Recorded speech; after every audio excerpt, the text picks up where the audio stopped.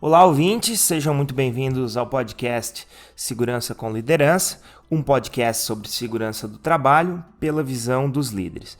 Aqui nós buscamos, através de conversas com executivos de grandes organizações, entender e ouvir as suas visões e experiências sobre o mundo da segurança do trabalho. Hoje a gente tem o prazer em receber o engenheiro Jorge Mussi. Ele que é engenheiro civil e possui mais de 30 anos de experiência com energia renovável. Ele já tem passagens por empresas multinacionais, por empresas estatais, empresas de projeto, enfim, uma vasta experiência aí para passar para a gente. Olá, Mussi, seja muito bem-vindo. Agradeço muito a sua disponibilidade em participar do nosso programa. Boa noite, Francisco. Antes de mais nada, parabéns pela iniciativa.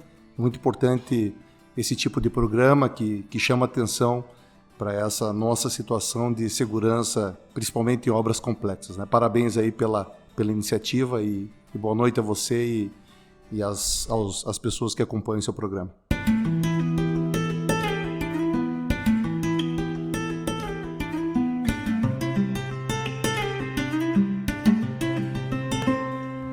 Obrigado, Mussi. E para a gente iniciar, você poderia passar um pouco do seu histórico profissional, como foi sua trajetória até chegar aqui, para que a gente possa conhecer um pouco melhor quem é o Jorge Mussi?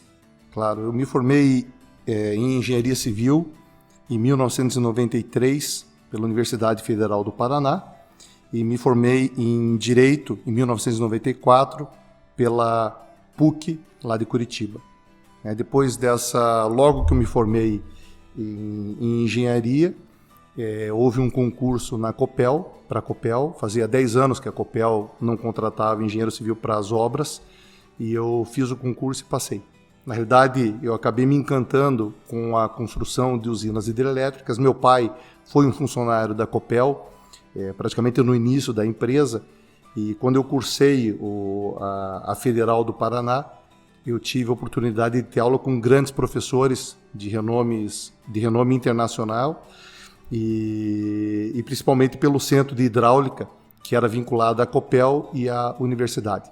Então, acabei focando meus estudos para essa questão aí de usinas hidrelétricas, fiz as cadeiras optativas também no curso e entrei aí já no concurso da Copel lá em 94, enquanto eu tinha concluído a engenharia e estava no último ano de Direito. E logo depois que eu entrei na Copel, eu entrei em agosto, e no dia 23 de dezembro de 94 foi assinado o contrato para a construção da usina hidrelétrica de Salto Caxias, uma usina muito grande, com 1.240 megawatts. Na época ia ser a maior barragem de concreto compactado a rolo do mundo, com 1 milhão de metros cúbicos, mais ou menos, de concreto. Então eu me desloquei e fui ser engenheiro lá da construção deste empreendimento. E morei na obra durante todo o período de construção, um pouco mais de 4 anos. Depois, com a conclusão do empreendimento, eu voltei para Curitiba e segui minha carreira na Copel. Trabalhei na Copel por 11 anos. Aí tive um convite para trabalhar na iniciativa privada, saí da Copel e fui trabalhar na Brascan, que já era, na época, é a mesma empresa ele era, mas o nome na época era Brascan, e de usinas hidrelétricas fui trabalhar com as pequenas centrais hidrelétricas, limitadas aí a 30 megawatts. E aí segui minha carreira, Brascan, depois virou Brookfield, aí tive a oportunidade de trabalhar na DESA com usinas eólicas e agora retornei para Brookfield Elera e toquei aí uma usina solar. Nesse inteirinho eu trabalhei também na Intertécnica, que é uma empresa projetista. Lá, por um determinado período, eu fui o vice-presidente da área de infraestrutura, responsável por todos os projetos da parte de infraestrutura. E o que se destacou na época foi a expansão do aeroporto do Galeão, além da retroárea de navegantes, a estrada da subida da serra. Então, na parte de projetos. No total, eu trabalhei com 16 centrais hidrelétricas, que somam 1.900 megawatts, 8 eólicas com 235 megawatts e uma solar com 360 megawatts. Então essa é a minha experiência aí por esses quase 30 anos aí de formado, né? Tem um pouquinho de experiência, né, Mussi? É isso aí. Muitos desafios. Isso aí. Mussi, você comentou, foi em 92 que você iniciou, né? Eu me formei em 93 e entrei no concurso na Copel em 93. Bom, então praticamente 30 anos se passaram e eu imagino que nesse meio tempo a segurança do trabalho passou por diversas transformações. E além disso, você também passou por diversos tipos de empresa, né? Setor público, setor privado, empresas de projetos, enfim. Como que você vê a mudança da segurança do trabalho ao longo desse tempo, ao longo de toda a sua trajetória profissional? A mudança foi muito grande, né? Quando isso reflete também a mudança do nosso entendimento de segurança, né? Na década de 90, a gestão de segurança era de responsabilidade da área de segurança, que normalmente ficava como um apêndice da área administrativa, né? Hoje em dia, é uma outra realidade. A área de segurança, a responsabilidade pela segurança é da liderança. Então, parece sutil essa diferença, mas muda completamente o tipo de gestão. Eu sou responsável pelos empreendimentos aqui da Elera e a responsabilidade de segurança das obras é minha. E eu sou o responsável pela liberação das medições. Então, o olhar das empresas contratadas é diferente do que uma área administrativa que fica gerenciando a segurança.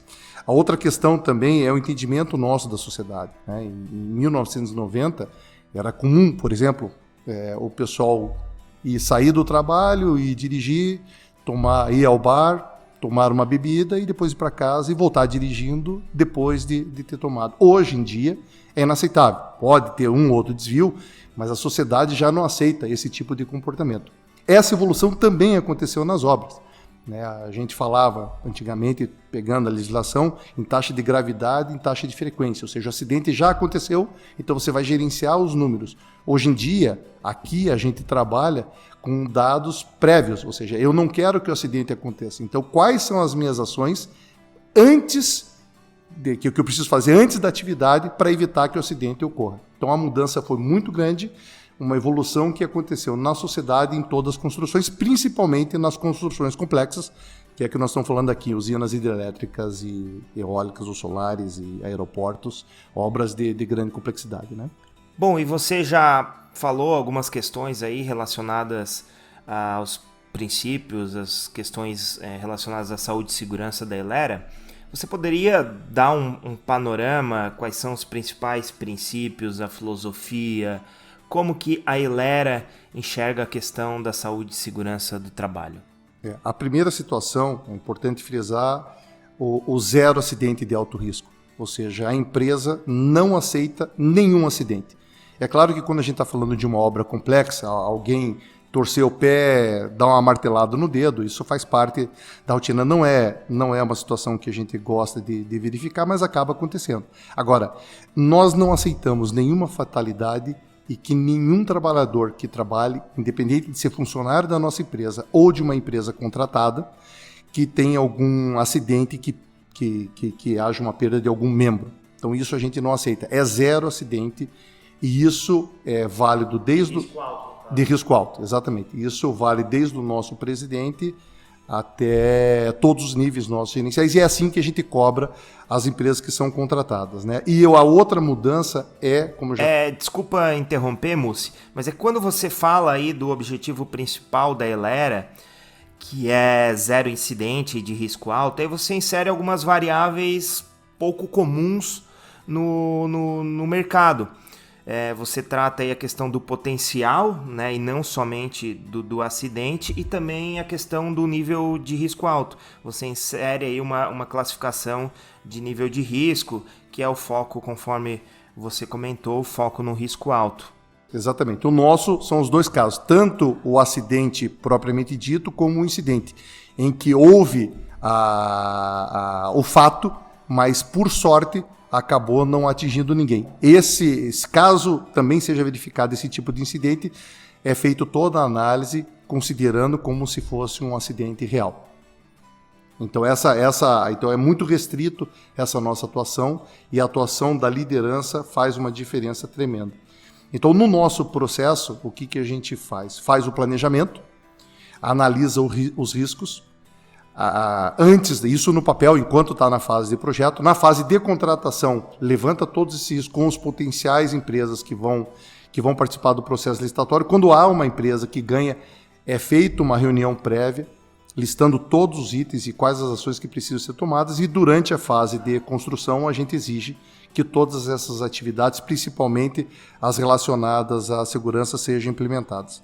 E durante a atividade, nós fazemos reuniões pré-trabalho, ou seja, não é aquele DDS geral em que se fala de doenças sexualmente transmissíveis. Como funcionam essas reuniões pré-trabalho, do que se trata? É aquela reunião, algumas empreiteiras americanas chamam de one step back, ou seja, você, na frente de serviço, olha para a atividade que você vai fazer, olha à frente e vê quais são os itens, quais são as atividades que vão ser feitas naquele dia e quais são os riscos envolvidos e quais são as barreiras que devem estar implementadas antes do início da atividade para que não haja um acidente. Então, vou dar um exemplo. Nós estamos fazendo uma concretagem de uma casa de força com uma forma deslizante, em que no primeiro dia a gente vai começar com ela no nível da fundação. Quer dizer, essa parede normalmente aí tem 20 metros de altura. Ou seja, no primeiro dia você já está com toda a forma colocada, está com toda a armação colocada, tudo estruturado, o pessoal começa a fazer a concretagem. Uma forma dessa sobe mais ou menos aí 15 centímetros por hora. Então não tem nenhum problema de altura, queda de altura, porque você está no nível da fundação. Esse turno acaba depois de 8, 10 horas de trabalho, estamos ali com 1,5 metro de altura. Essa turma vai embora para casa, entra a turma da noite e segue.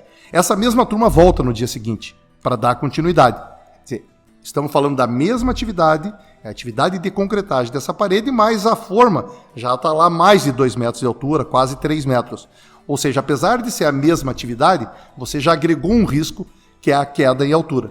Então, isso tem que ser avaliado. Quer dizer, nessa reunião pré-trabalho, a gente mostra quais são os riscos envolvidos, quer dizer, uma queda com mais de 2, na legislação brasileira, acima de 2 metros é alto risco, no nosso procedimento acima de 3 metros, então você tem que ter barreiras que minimizem. E o que a gente dá preferência são barreiras que independam da ação do profissional. Então, numa forma deslizante, a gente dá preferência para que sejam instalados guarda-corpos, porque com os guarda-corpos, ele está lá instalado, caso tenha um mal súbito, o trabalhador cai e fica preso no próprio guarda-corpo, independente dele usar o cinto de segurança com os talabartes ou não, porque daí depende da ação dele, né?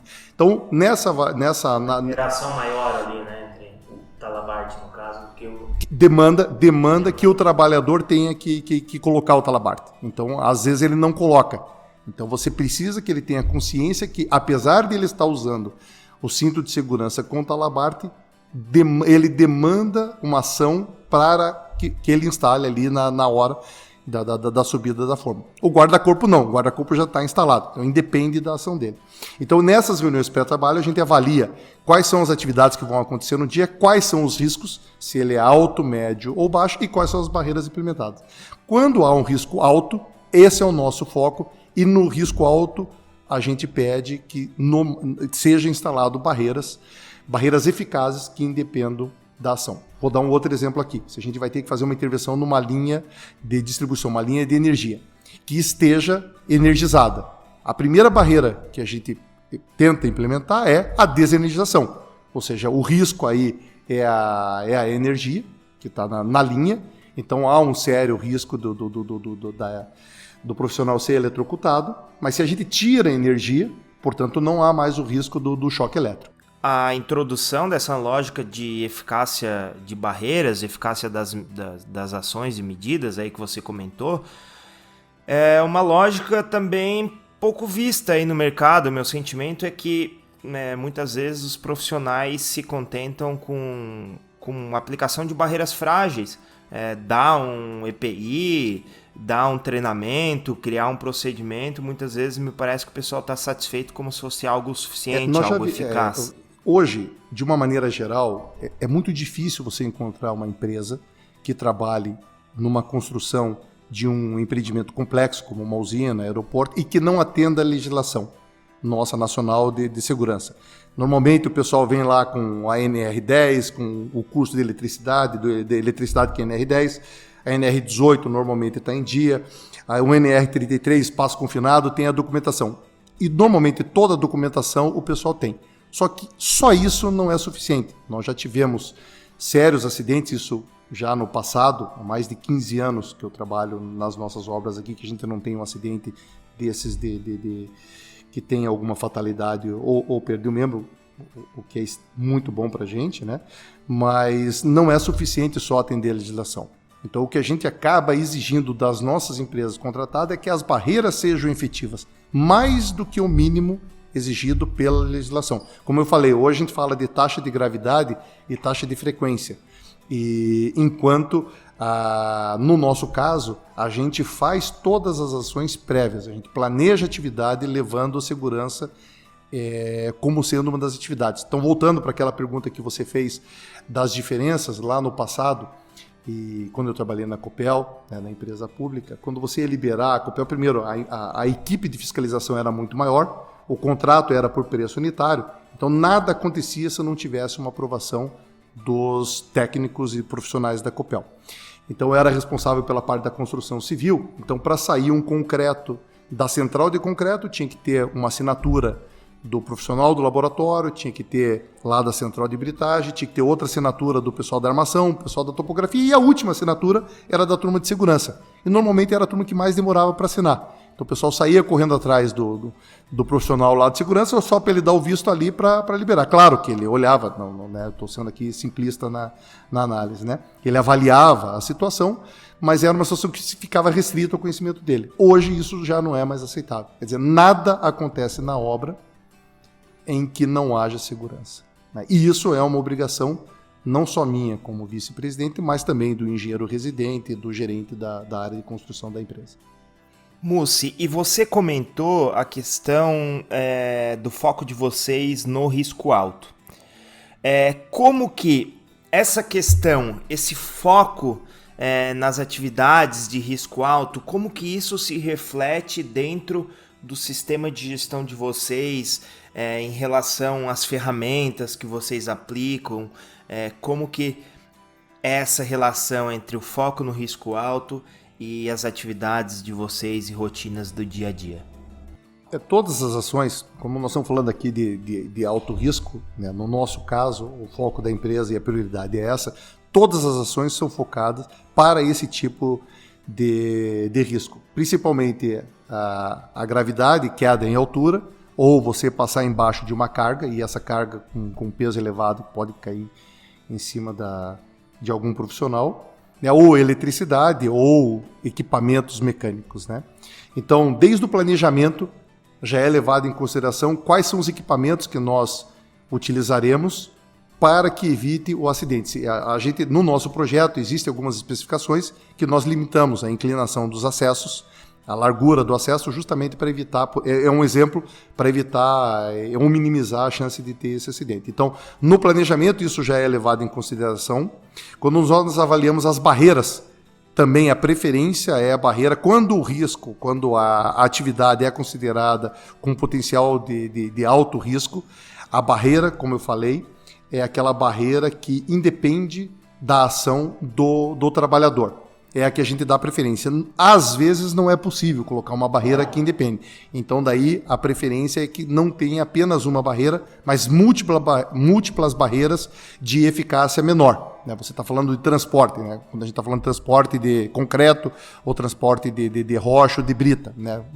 Nesse tipo de transporte, o operador está dentro do caminhão, então não existe uma barreira. Quer dizer, ele está dirigindo, ele tem que estar usando o cinto de segurança, e o que a gente foca bastante é no checklist dos equipamentos. Mas não é uma barreira tão efetiva quanto o guarda-corpo, porque não é possível em equipamentos pesados. Mas aí a gente faz vários itens, como a contratação de profissionais com experiência, né, faz o checklist no equipamento. E aqui eu faço um exemplo. Nós, aqui nas obras, nas PCHs do Sul, normalmente você tem terrenos rochosos e muito sinuosos, o que consome bastante os pneus. Esses tempos a gente tinha uma obra que estava consumindo acima do normal. Então nós contratamos um especialista de equipamentos e ele nos deu uma aula sobre pneus.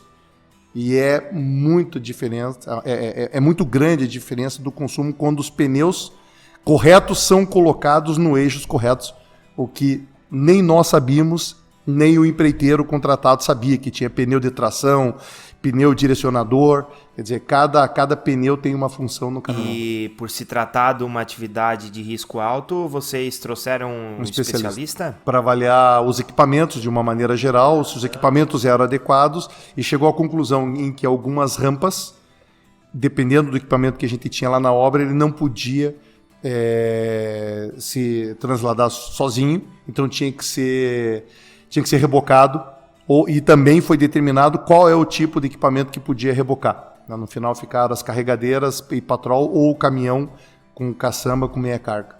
Então isso tudo foi estabelecido, levando em consideração os acessos e a inclinação dos acessos que a gente tinha naquele empreendimento em particular.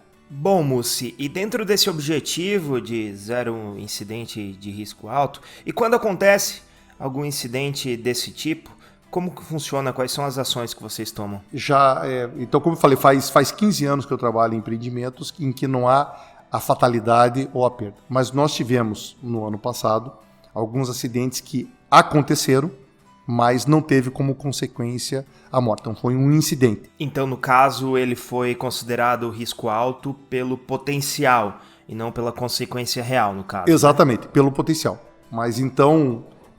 como foi considerado um incidente de alto risco, é feita uma análise, uma avaliação, como se fosse um acidente aéreo. O que a gente leva em consideração é entender a causa, todos os fatores que contribuíram para que acontecesse aquele incidente, para que a gente atue, e isso passa para todas as obras, e não só aqui no Brasil, mas todos os empreendimentos no mundo da empresa. Então, essa análise ela é não punitiva, né? Na linha do acidente aéreo, o que importa para a gente é chegar à causa raiz. Outra coisa que você perguntou do diferencial é que normalmente quando há um acidente é muito fácil colocar a culpa no profissional. Quer dizer, ele não usou, por exemplo, o cinto de segurança, não usou o talabarte, né? Então ele é o culpado. Na nossa análise, é muito difícil chegar à conclusão que só foi o profissional lá na ponta o responsável pelo acidente. Então, faltou a cobrança, faltou a instalação do guarda-corpo, faltou uma verificação da gestão, da liderança, de que o pessoal está usando ou não está usando os EPIs adequadamente, e se não está usando, qual é a ação que está sendo feita para evitar esse tipo de acidente, fora o planejamento da atividade, né? Então, tudo isso é levado em consideração na análise do acidente. E quando há uma situação dessa, no máximo em 24 horas, toda a liderança da empresa no mundo tem que ser comunicada, e depois há um prazo de um mês para que seja emitido o relatório final, indicando todas as causas, todas as ações que foram feitas e o que precisa ser implementado para que não seja aquele tipo de acidente não seja mais verificado. E esse relatório é compartilhado em todas as operações da empresa, para que também tome conhecimento e, caso tenha alguma atividade semelhante, também tome as precauções. Essa forma, como você colocou, do erro humano é muito interessante, né, Mussi? Porque, de fato, as pessoas erram. E se elas erraram e ainda assim houve o incidente, é porque a organização falhou de algum modo aí na aplicação das barreiras, no planejamento, enfim, em algum momento aí o sistema não funcionou. E o que a gente vê na maioria das vezes é que as empresas, né, as organizações, numa investigação de incidente, elas param nas causas imediatas, que é o mais óbvio, né? Quando você vê um incidente, você de cara enxerga as causas imediatas, e é ali que as empresas param. Isso é uma pena, né? Porque diversas lições aprendidas acabam deixando de serem conhecidas e podem, né, evidentemente, serem aplicadas para evitar novos incidentes. E na minha experiência, aí, todos esses anos, quando há um acidente, não só na parte de segurança dos trabalhadores, o acidente na obra mesmo, nunca é um componente só. Na verdade, é uma somatória de fatores e que não foram verificados com antecedência, até que já estavam acontecendo, até que culmina no fato, né? Por isso é importante o processo ser completo. Primeiro, o planejamento, né? E eu tinha um chefe que brincava que ele tem que ter um começo, meio e fim, e de preferência nessa ordem, né? Não inverter, o cara começa pelo fim e depois. Então, fazer o planejamento adequado, levando em consideração, pensando em todos os riscos, implementar isso que foi planejado e checar se o que foi implementado e o que foi planejado está sendo executado. Exatamente.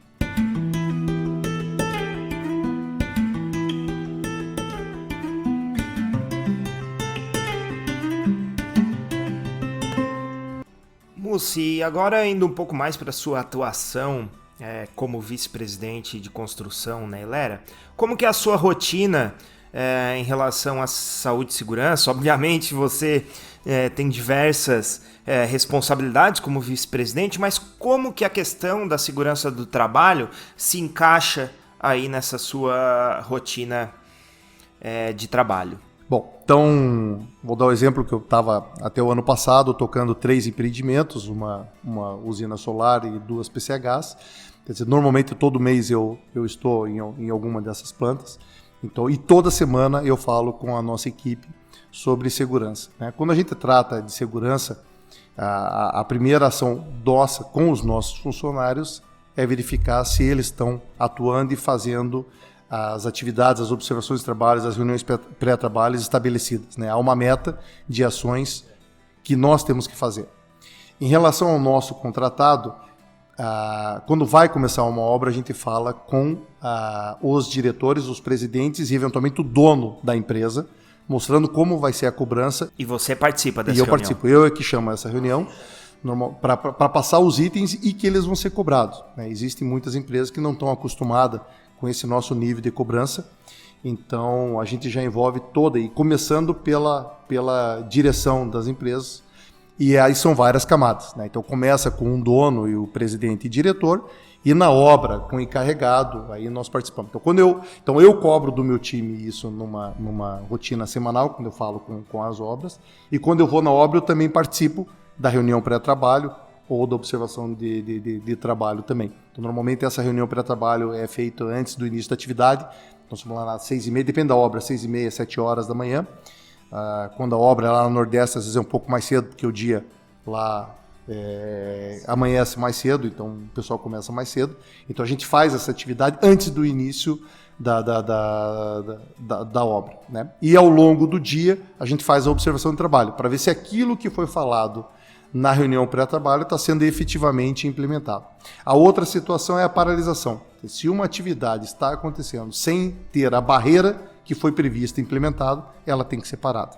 E é parado e só retoma após a barreira ter sido efetivamente implementada. Então é um sistema simples, focado no alto risco e também muito, muito focado na obra, né? Ele não entra muito nessa questão de teoria, de norma. Então você vai lá e identifica o passo da atividade, qual é o nível do risco, se é alto, médio ou baixo, e se é alto, aí que é dado o foco. Nós tivemos um caso, por exemplo, lá numa linha de transmissão que a gente ia fazer um seccionamento, era uma linha da Chesf de 177 quilômetros, e tivemos que substituir todo o para-raio por OPGW, por conta aí do padrão do sistema, como há o seccionamento, você tem que fazer essa substituição. Então, a primeira situação que a gente tentou com a Chesf foi desenergizar a linha.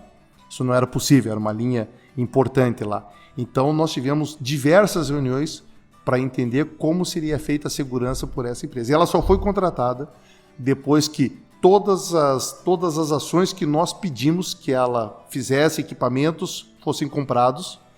Então, daí é que nós contratamos e não tivemos nenhum problema, o serviço foi feito, conseguimos concluir com um mês de antecedência e não foi verificado nenhum acidente. E lá a gente tinha energia, quer dizer, fazendo a substituição do cabo com energizado e alto risco, né? Em relação a essas ferramentas de monitoramento que você comentou, a observação de trabalho, vocês possuem metas para a aplicação dessas ferramentas? Tem metas. Todos os níveis têm metas, não só na nossa empresa, como na empresa contratada. E toda reunião de obra começa com item de segurança, e o primeiro item é justamente se essas metas e esses objetivos foram atingidos, e a gente não espera um mês.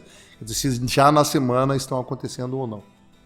Mussi, e agora entrando um pouco mais na sua visão pessoal em relação à saúde e segurança, Por que você acredita que é importante vocês buscarem sempre uma operação segura? Por que é importante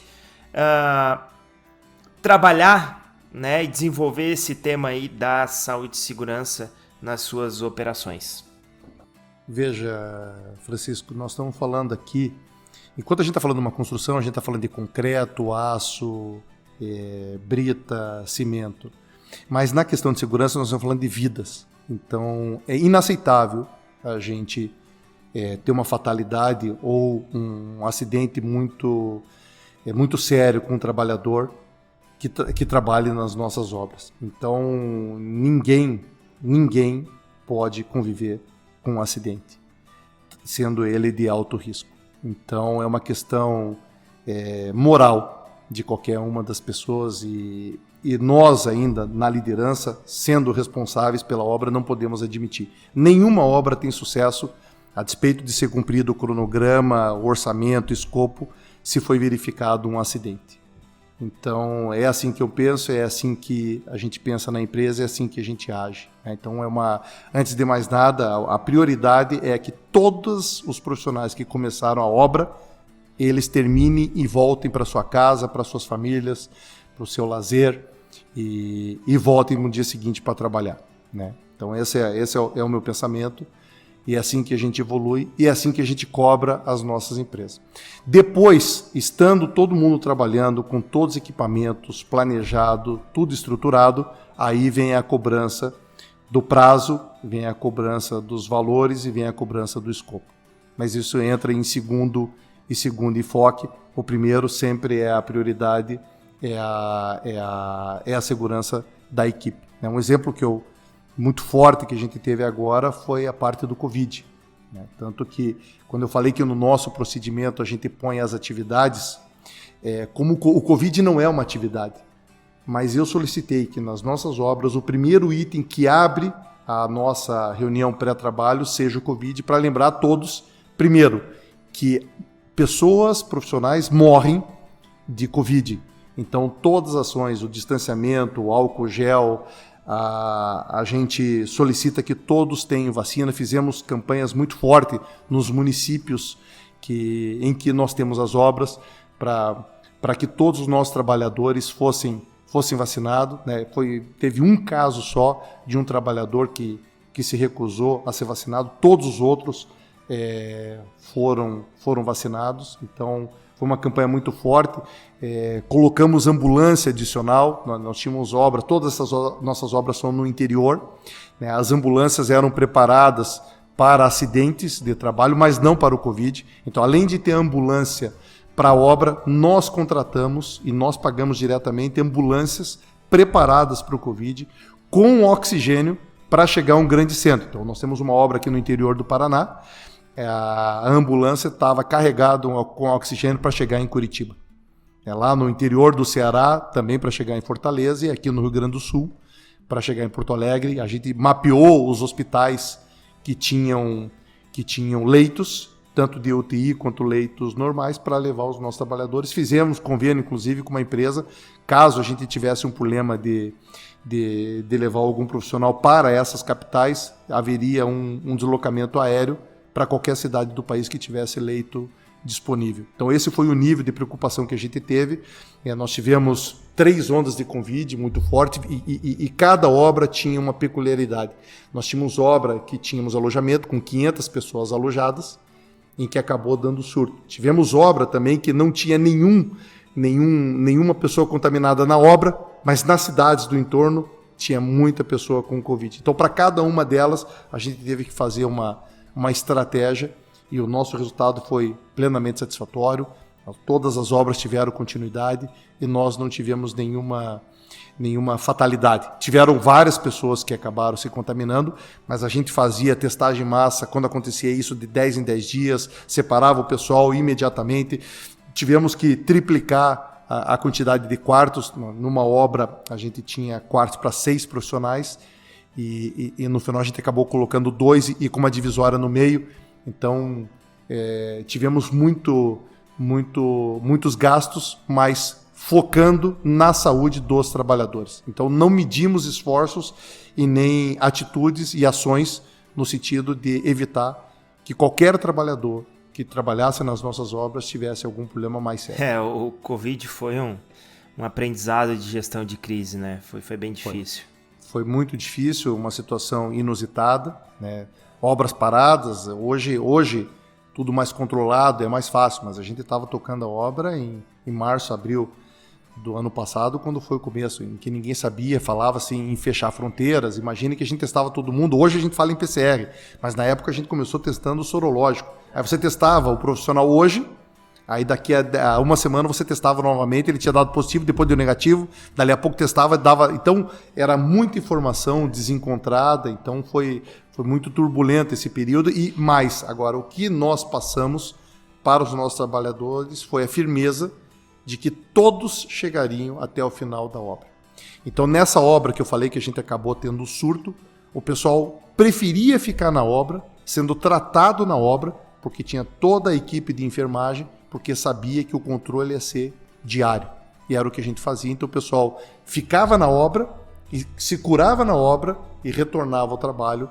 Do que, claro, teve um ou outro caso que a gente teve que levar para o hospital, que a obra não tinha todos os recursos, mas a maioria ficou internada na obra com alojamentos separados para esse tipo de tratamento, né? E nós contratamos um médico especialista, quer dizer, todas as ações, e eu fui à obra e falei com todos os trabalhadores. Então a gente passava não só o contratado, quem estava à frente das ações do Covid não era a nossa empresa contratada. Nossa, a Elera não constrói a obra, ela contrata empresas que constroem. Então quem tomou a frente dos planos de ação para a minimização aí das consequências do Covid fomos nós. Então nós fizemos e nós colocamos para as empresas. E por conta disso, é claro, isso foi um extra contratual e todos esses custos adicionais foram assumidos integralmente pela empresa. E como que você vê a aceitação das lideranças? E aqui, quando eu me refiro à liderança, eu me refiro a todos os níveis de liderança, desde das altas lideranças até as médias lideranças que estão lá liderando o campo de fato. Aí eu me refiro aos supervisores e encarregados de obra, que são os líderes lá da ponta mesmo. Como que é a aceitação deles em relação a esses conceitos que imagino que para eles são relativamente novos, né, esses conceitos da Elera? Então, como que é a aceitação desse pessoal aí em relação a essas questões da Elera? Nós ainda estamos numa transição, né? Como eu falei, há 30 anos atrás, praticamente a liderança pouco se envolvia com a questão de segurança, salvo quando tinha um acidente com uma consequência não prevista, né? Aí sim, todo mundo entrava em ação. Mas tirando isso, não havia uma ação propositiva. Normalmente, o pessoal atuava mais passivamente, né? Hoje em dia, já é mais normal uma atuação à frente, né? Prevendo esse tipo de acidente e atuando antecipadamente antes que ele seja verificado. Agora, existe ainda algumas empresas e alguns trabalhadores, principalmente o pessoal da antiga, como se fala, que é difícil, né? Nós tivemos, há 15 anos atrás, eu me lembro, a gente tinha uma empresa que ia fazer uma linha de transmissão, o pessoal chegou para trabalhar com chinelo de dedo. E aí falou, mas aqui você não vai trabalhar com chinelo de dedo, você tem que trabalhar com botina. O equipamento falou, mas eu trabalhei a minha vida inteira assim. Então nós não chegamos ainda no ponto ideal, mas eu vejo muito ainda do passado, né? O entendimento ainda de que a área de segurança é de responsabilidade da área de segurança e com pouco envolvimento da liderança. Mas hoje em dia já é uma situação normal, né? Não é um fato de que as pessoas não desconhecem de que há necessidade de ter o envolvimento de todos. E o nosso grande desafio é passar isso, não só para os nossos funcionários, mas principalmente para os nossos contratados e para os funcionários dos nossos contratados, que a gestão de segurança é de todos. Todos são responsáveis pela segurança, né? Não só a turma de segurança, mas o cara que está na frente, o profissional que está lá na ponta, como toda a carreira de liderança, né? E a cobrança efetivamente tem que ser pela linha gerencial.